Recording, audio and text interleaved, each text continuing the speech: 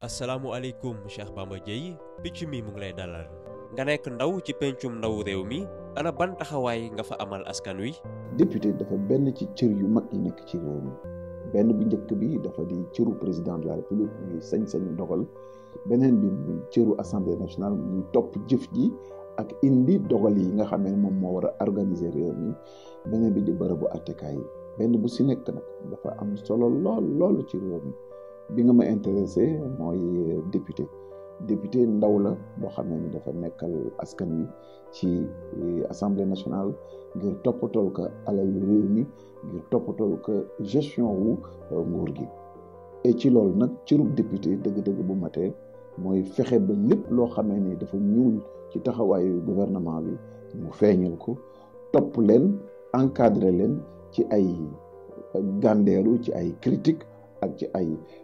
rappel à l'ordre yoo xam ne dina leen mën a permettre ñoom tamit ñu rectifier wu parce que li am solo ba am solo muy député muy président de la république muy juge ñoom ñëpp ay citoyen lañu te li war a doon fondement wu seen action te man mooy fondement wu sama action mooy contribuer ci développement réew mi aw ma ci xarit nag aw ma ci parparloo aw ma ci ku may raay aw ma ci ku may neexal bu dëgg jotee daal ak li nga xam ne mooy intérêt Sénégal dinaa ko taxaw comme ni nga xam ne député bu mat noonu la war a taxawee te je pense que ni Sénégalais yi ñu ngi fàttaliku sama premier passage à l'Assemblée nationale war nañu mën a doy ci ban modèle laay taxawee à l'Assemblée nationale. noo gisee xiroo bi ak ngaayoo bi ci pencum ndaw réew mi.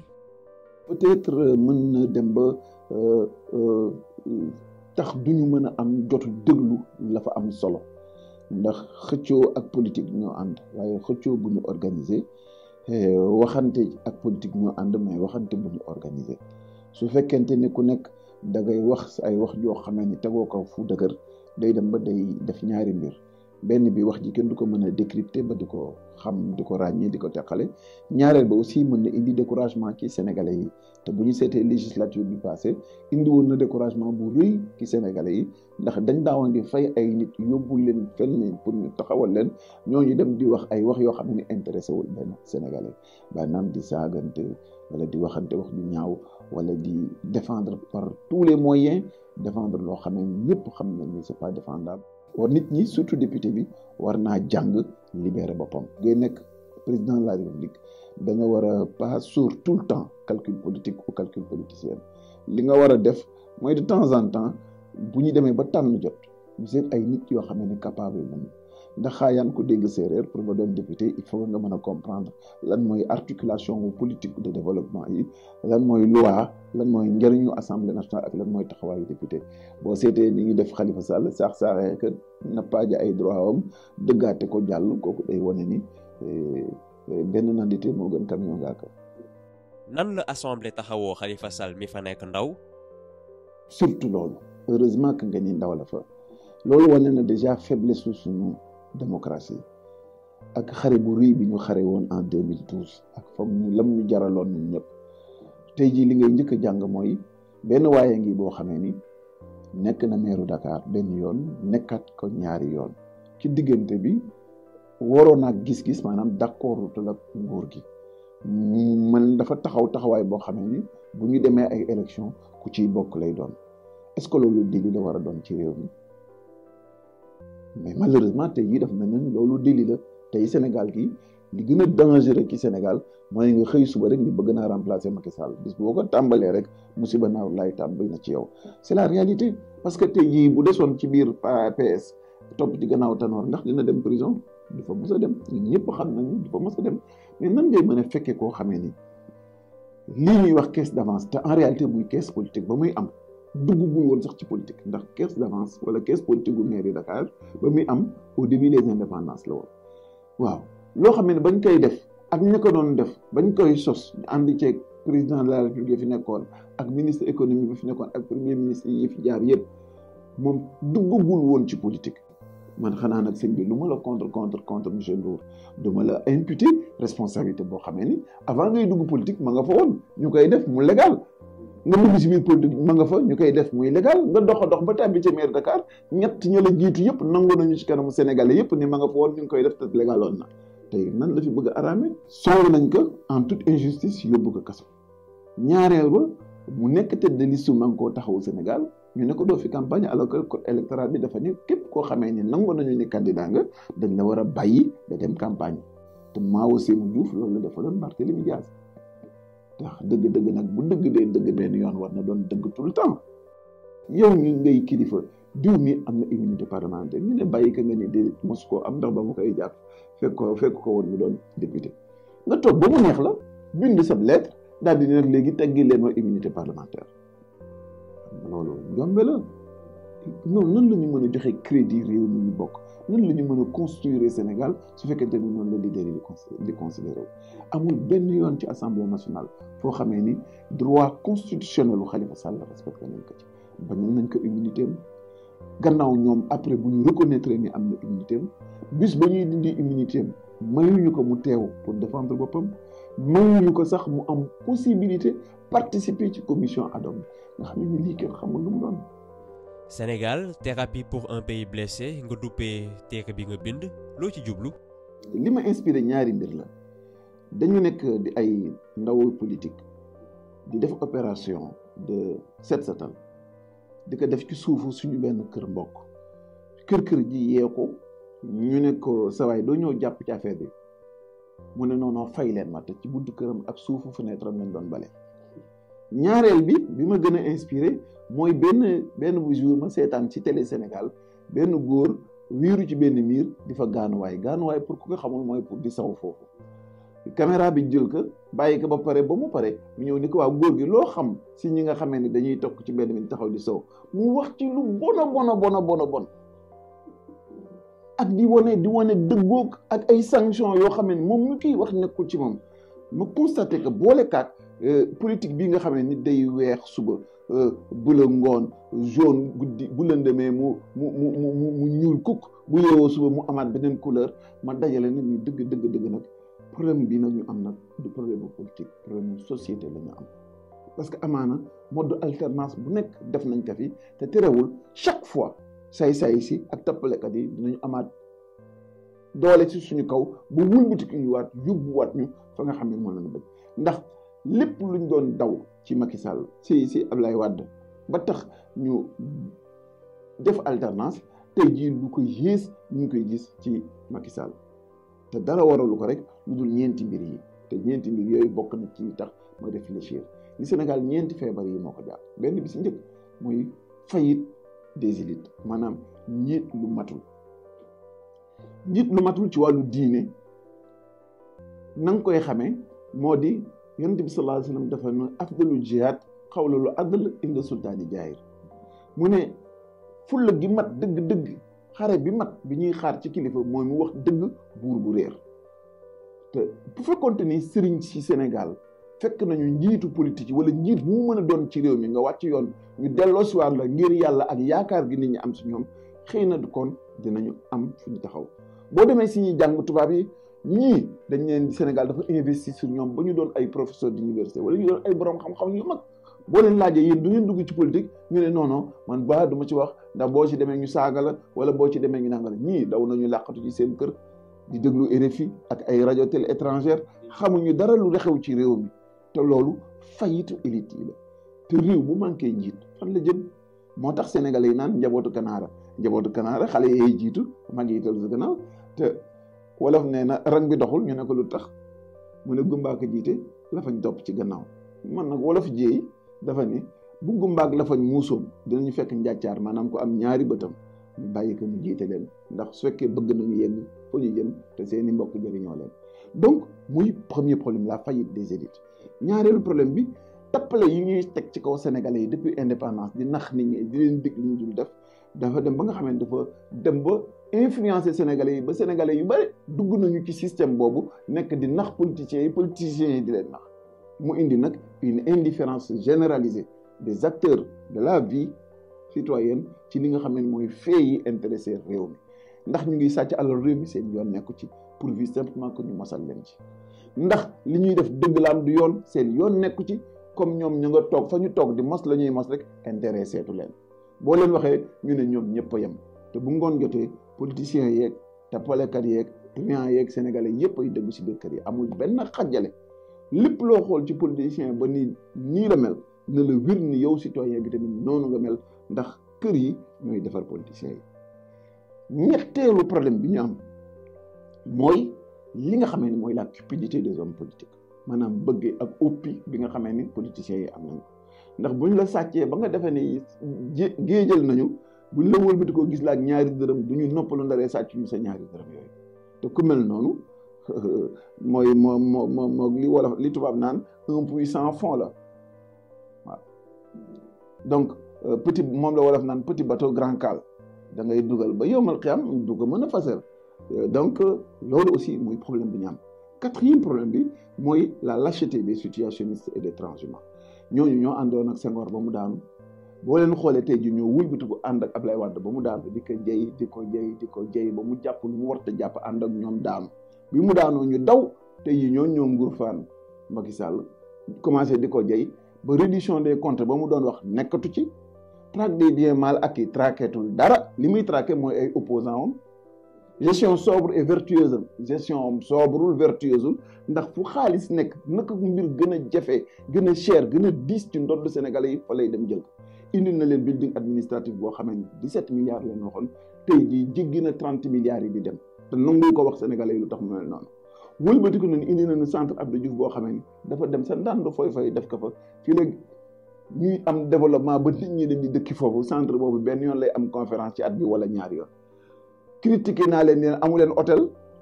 ñu daal di wuti beneen hôtel teg fa te hôtel boobu xam nga ni kenn ku ñëwul ci conférence doo ñëw ci hôtel muy ay presque 60 milliards rien que ci conférence ci centre de conférence bi sans compter hôtel bañ fa def yàq bu dul jeex nga ni déeta waay ñu indi le train express régional dañ na wax naan 568 milliards la train boo xamee ni yeggul Diamniadio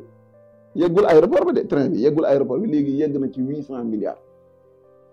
te train bu mel noonu ëppale bu Sénégal de 100 kilomètres gën na yomb ñaari yoon bi ñu def fii ci Sénégal waaye lii nan la est-ce que lii mooy politique est-ce que lii moo war tax ñu naan dañuy émergence lii est-ce que lii mooy émergence lii mënta nekk émergence waaye affaire bi du question contre naa sa waay wala contre ma ko ànd naa moom wala àndul ak moom mais ñun dañoo bokk ci réew mi te li fiy baax ñun la baaxal li fi bon ñun la bonal dara gënul sàggan nga toog ñu lay fooye di yàq sa bopp di yàq sa alal di yàq sa réew nga croiser les bras boo waxee ñu ne dafa soxor dafa añaan lim ci bokk la tax mais nit nan lay juddoo ci réew ay doomam juddoo fa nga ni ko bokkoo ci bu waxulee ci réew moom ban réew lay wax ce sont ça les problèmes que nous avons donc yooyu laa tënk boole une réflexion programmée sur wàllu décentralisation sur la fonctionnalité de l'État sur le franc CFA sur la politique étrangère du Sénégal sur li nga xamee ni mooy l'organisation de l'économie nationale ak action yu ñu war a def pour mën a yokk emploi te bàyyi ay projets yu jéggi dayoo yoo xamee ni pertinent wul njëg li dafay cher te ensuite amul benn transfert de technologie yooyu laa dajale def ko ci sama livre boobu tudde ko Sénégal thérapie pour un pays blessé. sa xam-xam màcc ci wàllu dem beeg dikk bi ana ban gis-gis nga am ci aéroport bu bees bi. man de adduna du yàgg mukk ba infrastructure ñëw ma ni day infrastructure baaxul au contraire luñ ci mën a am mooy li gën bu doon sama sago noonu mu nekkee foofu noonu lay nekk ci sama dëkk bale di Ndar noonu lay amee ci Ziguinchor noonu lay amee ci Tambacounda noonu lay amee ca Matam li ma mënul nangu. mooy luy jar benn nga bëgg ma ko jaayee fukk tey aéroport bi bis bu ñu demee ba xool montage financier bi seet la ñu commencé di génne ci RDIA muy taxe aéroportuaire boobu nga xam ne dafa nekkoon ci kaw bii boobee ba léegi bu ñu ko limee nga méngoo kaat li ñu fa defar da nga naan dañuy fonto am na loo xam ne ñàkk yërmande man gis nga man loolu moom métti et c'est pourquoi sénégalais yi il faut que ngeen yeewu ngeen am tuuti sensibilité yéen tamit wala daf ne ndimbal na say fekk loxol borom nous nous connaissons tous xamante nañu ci Sénégal xam nañu ñi nga xamee ni man wóor na ma ni man ba ma sénégalais yi dénkoon seen réew mi bu ma nee sénégalais yi tey jii reddition des comptes day am sénégalais yëpp mën nañu war teg seen loxo ci alxuraan ne dina am parce que on me connaît xam nañ ma bu ma leen ne sàcc bu fi sàcc di nga dem kaso Sénégal yëpp dina leen wér ni ku fi sàcc di nga dem kaso parce que sama trajectoire dimb ak tey te ñaan yàlla jàppale ma ci loolu laa ko mos a samp te mosuma déroger ci loolu te ñooñu ñoo fi gën a bare. Et quand on me dit que ni dañuy def train express régional daldi ni dina am 150 000 voyageurs jour man leen sama gars yi def leen attention parce que aéroport Dakar 20 000 voyageurs lay indi chaque jour mais léegi 130 000 yi fu ngeen koy def fu ngeen koy jëlee kon nga xam ne nii li ñu naan yabaate ak jàpp nit ñi ay dof ak jël alal réew mi di ko fooye boo génnee ci équipe bii Macky Sall yor mais doo jàppati keneen ndax kuy woddu jot la woddoo booti gamb et c'est ça la réalité ñaareel ba bi ma leen attaqué ci loolu dama toog saa gis ñu changé ci site gouvernement bi ni non dootul 150 000 voyageurs jour 110 000 ma neen ok mais léegi bu ngeen dee 110 000 il vous restera 90 000 passagers à trouver fu ngeen koy jëlee te li lay wan ni que ni amuñu yërmande ci réew mi développement Sénégal intéressé wu leen parce que boo indee loolu ba pare ñu ne waaw xanaa dag di nga fa yem nga ne non dinaa indi benn service su 300 bus boo xamee ni dina mën a jël plus de 300 000 passagers mais yow yaa ngi am 104 gap de 90 000 yoo matalee góor bëgg si teg ay 300 000 yoo xamee ni ci ngelaw li nga koy jëlee ñii xanaa dëgg gars yi li lay war a sóolee franchement et ensuite boo leen waxee ñu ne da nga leen contre mais maa yee contre leen bu ma leen contrôler man kan laa war a contre bu ma leen waxulee dëgg man kan laa war a wax dëgg. aéroport Léopold Sédar Senghor nag. waaw nañu wax aale kalaj ji nag suuf si fay def nag nan nañ koy def boo demee ki sama livre indil naa la ci ba may dem élection 2009 tudd naa loolu bi may ñëwee 2012 tudd naa ko nee naa ni presque li fay génn su fekkente ni teg nañ ko ci yoon te bañ ko mayante suñu biir jaay ko au plus offrant mën na indil gouvernement bu Sénégal presque 800 milliards 800 milliards mën nañoo dimbali ba programme yu bare yu ñuy xëy di lebi dooñu ko leb 800 milliards mën na defaraat dëkkuwaay yi nekk ci Sénégal yépp ndax 800 milliards boo ko dugaloon ci habitat social nga jël région bu nekk jox ko quotaam kon néegu ñax dootoo ko gisati ci Sénégal boo jëloon ni képp koo xamee ni nouveau entrant nga maanaam jeune boo xamee yaa ngi dugg ci social yaa ngi soogay dugg dans le monde du travail état jël garantie jox la kër sur le long terme nga koy fay boo bëggee am oto ñu mën la ko dimbali baaxee la ko nga mën ko fay sur le long terme loolu mooy programme Cheikh Bamba Dièye sa xam-xam màcc ci wàllu alam bi ata ngi nii ñu voté loi buy tere mbuusu plastique yi lu tax ba léegi mënuñu ko appliquer. xam nga yooyu yëpp c'est assez caractéristique ci suñu état de délabrement bi ñu nekk boo génnee léegi ci mbedd mi di nga gis xeetu indiscipline boo xam ne di nga xam ne dëgg-dëgg xaw ma ku ñàkk taxawu mais sénégalais bi moo gën a ñàkk taxawu parce que bu ñuy wax naan juge bi ak exécutif bi ak assemblée dañoo war a benn condition rek la ñu war a ànd mooy pour yar nit ñi teg leen ci yoon yemale leen indi la certitude de la sanction ci kaw réew boo duggee si ñaari télé bi wala nga dugg ci ba quartier bu mën a doon ci Dakar wala ca Ziguinchor wala ca Kaolack di nga fekk koo xamee ne këram day fekk trottoir bi mu dag yokk këram ba mu dugg ci trottoir bi nga fekk koo xamee ne non seulement day yokk këram ba fekk poto lampe bu taxaw mu dugal ko ci biir këram yow jamono yooyu ana waa cadastre ana waa Descos ana waa urbanisme état du Macky Sall rek ana police li ñu manqué ñun mooy que ni tey jii da ngay dox ci mbedd mi ba tëdd sa naaj bi doo dox ba gis policier fenn xoolal VDN bi xoolal télé Cheikh Ahmadou Bamba bi xoolal télé ñaari télé yi xoolal yeneen télé intermédiaire à certaines heures mën nga fa perdre 2 heures de temps te pourtant du ñàkk télé une discipline caractérisée bu ñu nekk ñun sénégalais yi da ngay dof lu maa la gën a dof moom la ñu jëlee nanke ko suñu réew ku nekk di doxee noonu ndax ab état c'est de la police d'abord police pour yar nit ñi police pour wan nit ñi nii la ñuy doxee en société te du nii ku ko wàcc ñu teg la ci yoon te loolu amatul ko nga dox ci mbedd ba seeg sa police romb la dafa am solo lool ndax dina la permettre nga xam ni nekkoo ci foo xam ne lu la neex nga def ak nu la neex mel ak nu la neex wax ça fait rire que nga gis ab saret buy laaj péage ci autoroute bi mais en réalité li muy wane mooy mentalité yu ñu yor ñun ak état de délabrement bi ñu yor fu suñuy service nekk ana ñi nga xamee ni chaque weer wu dee dañ leen di fay pour ñu régler réew mi coow li ñu bëgg a yemale ci politiciens yeeg président de la république ay ministres yi deful dara waaye ñun ñi nekk ci suuf te di fay weer wu nekk lan mooy si suñu taxawaay li ñu soxla ñun mooy loi yi ñu am ak nit ñi ñuy fay à la fin de chaque mois ñu mériter seen salaire. am na benn policier bu ñuy wax amul yaakaar du mayee dara ne benn policier ci benn rond point buy def liggéeyam ba ngoon te du jël weccitu jàmbur kooku contribution am ci réew mi xam nga nu mu tal mën na fa éviter accident yu bari mën na nit ci fa jàng fa que ni Sénégal léegi changé na li nekkee woon mooy bi fi Barack Obama di ñëw en une fraction de seconde teg nañu réew mi ci yoon. faut qu'on soit sérieux pourquoi ñu bëgg am yéene ak yërmande ci jàmbur boo xamee ne il n'est pas concerné par la République il n'est pas concerné par le quotidien du Sénégal pourquoi ñu war a sonn ngir ñooñu te ñiy dund ci réew mi suba ngoon taxawuñu leen lan moo tax ñuy créer HCCT su fekkonte ne ñooñu mënoon nañu jël 200 300 500 policiers par at yoo xamee ne dinañ leen mën a ventiler ci mbedd mi ku wàcc yoon ñu teg la ci yoon te ñoom ñooñu ku ci jël loo war te jël ñu licencier la immédiatement futti la ba nga seet wecc licencier la te jox leen ay salaires yu mat. budget bu bees bi nguur gi duppee ko budget social lu ci sa njàngat. parce que tamit budget social mooy lan da naan kañ budget électoral ngay wax dañoo bëgg a signer loo benn chèque en blanc boo xam ni dañ leen di may autorisation ñu ponctionner xaalis ci biir réew mi. seet seen ay farando ak ñi ñu bëgg a capter ak ñi nga xam ne bëgg nañu jàppale leen ñu neexal leen jox leen xaalis pour que ñooñu jàppale leen te loolu mooy li nga xam ne ni mooy musiba réew mi parce que tey jii démocratie ci Sénégal fragile goo xam ne citoyen bi fragile goo xam ne soo ko bajee mu def face ak pouvoiru xaalis doo am démocratie simulacre démocratie ngay am ndax simulacre démocratie mooy di nga am artifice yi maanaam di nga am bulletin de vote yi am organisation bi mais doo am démocratie ndax nit ñi voté ji moomatuñu seen bopp ndax jënd nañ leen ci xaalis jënd goo xamee ni ndaxte nag dëgg kuy bëgg a lab wala tàllal jaasi nga jàpp si bu fekkee yow amuloo dépense amuloo dara élection jot ñu indil la ñetti saaku ceeb premier jour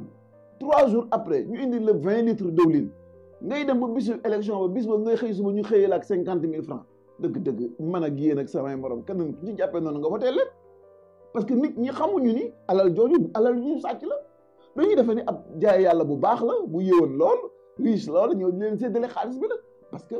li ñu manqué mooy que ni aux indépendances investir ñu ci nit ñi pour formater une nouvelle conscience nationale suñu jàng dafa dellu gannaaw les gens ne sont plus prêts te Senghor moo doon wax même bu ko jëfewulee daal ni l'homme est l'alpha et l'oméga du développement sans homme formé conscient et consciencieux il est inutile de parler de développement nit ñooñu nga xamee ne formé nañ leen ñu am conscience xam seen warugar xam li ñu war a ak li ñu war a def bi ñu ko manqué ci ay nit ñu mat moo ñu yóbbee lii lépp ki gën a am xaalis gën mën dóor gën ñeme gën mën sàcc non donc mooy jàll te nag dëgg nag boo dem di confier dara xanaa nag di nga war a moytu ki nga xamee ni dafa am ay antécédents yu wér ñaata nga am mu ne am naa nangam foo ko jëlee mu ne président Abdoulaye Wade moo ma ko may fu mu la ko mayee ci ay fonds publics loolu aw nam politique mën na justifier richesse am ci loolu kooku bu leen ñëwee boo sàgganee boo defee yow bu ñu dénk say mbir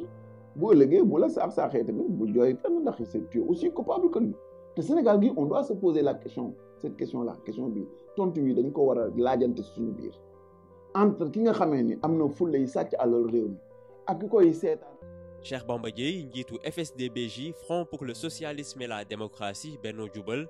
picc mi mu ngi lay jaajëfal di la ñaanal atum jàmm atum wër ak wërle bu ànd ak naataange.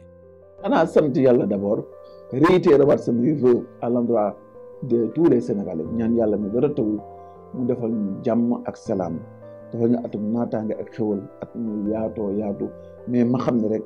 wolof dafa ni lii sax du wolof dam naan maam Abdou Aziz moo wax yal na yàlla yokk leeram fa mu nekk moo ne boo bokkee nit benn mbir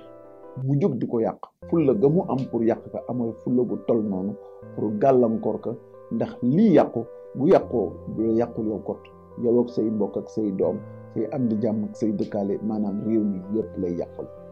te am na loo xamee ni fay nañ ko aussi ci réew mi mooy seetaan bi dafa bare lool mais dellu laajaat leen laaj bi mu leen laajoon bëgg naa ku nekk suñu bañ ma xool man mais xool boppam ak ay responsabilité entre ki nga xamee ni dafay jël alalu réew mi di ko fowe di ko pasar pasare ak di ko sàcc ak ki nga xamee ni day toog di ko seetaan wala di xaar mu séddu ko si ñoom ñaar ñooñu kan moo yées ci réew mi ku ko tontu ku nekk boo ñëwee nag ñu àndandoo développé Sénégal